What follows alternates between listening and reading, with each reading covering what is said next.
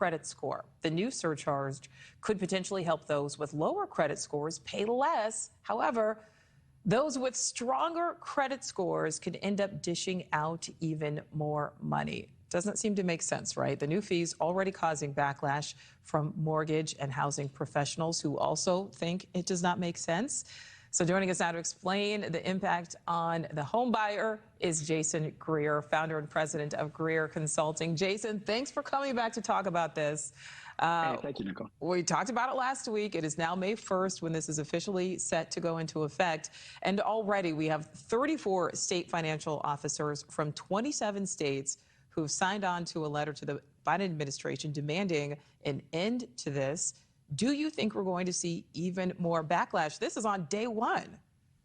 Day one, day two, day three, day 30, the backlash is going to be huge because social media has caught a hold of it. Once social media catches a hold of anything, the backlash is going to be almost insurmountable, at least for the time being. All right, so Jason, as I said, we talked to you about this last week, kind of previewing this. At the time, it was difficult to say if overall this would be a good thing or a bad thing.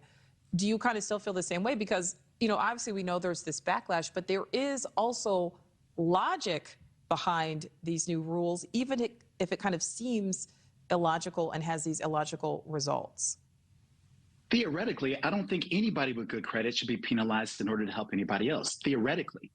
But there's something else that's happened that I think is even bigger and more powerful than any of this, is the fact that there's an actual discourse that's happening on social media around the fact that African Americans and Hispanics have lower credit scores, in terms of their savings are lower. And it's not that people are casting, pointing fingers at them. I think if anything else, now there's this discourse taking place about the generational racism that has kept these groups away from owning homes.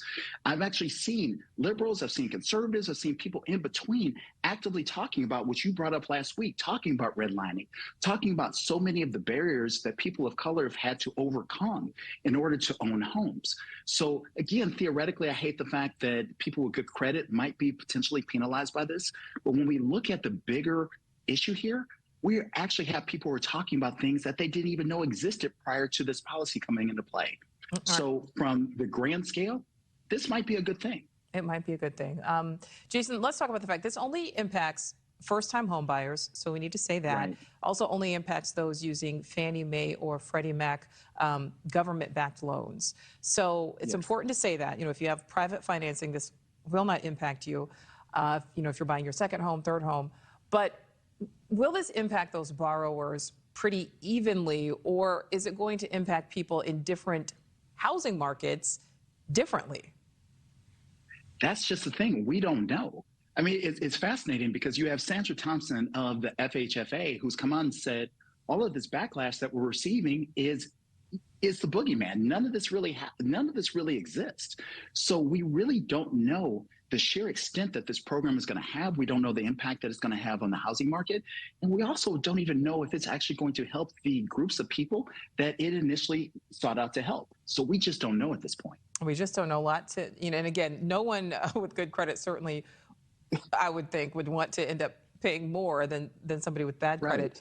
Right. So this is just one set of changes May 1st, but there are actually more planned changes set for just a few months, set for August. Can you talk to us about kind of what's still around the bend, what's set to happen, and how those changes will potentially impact borrowers?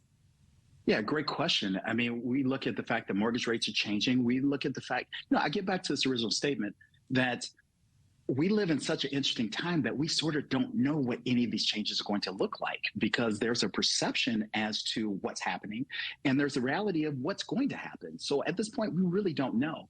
I will tell you that when you consider all of the changes that are going on in banks, I mean, you look at the fact that First Republic just got seized, right? Things are just sort of up and down. We just don't know where things are going at this point. Yeah, and home ownership is really such a crucial tool in building wealth here in our country. So we will see what ends up happening and how it affects people across the board. Jason Greer, thank you for coming back to talk about it. We appreciate it.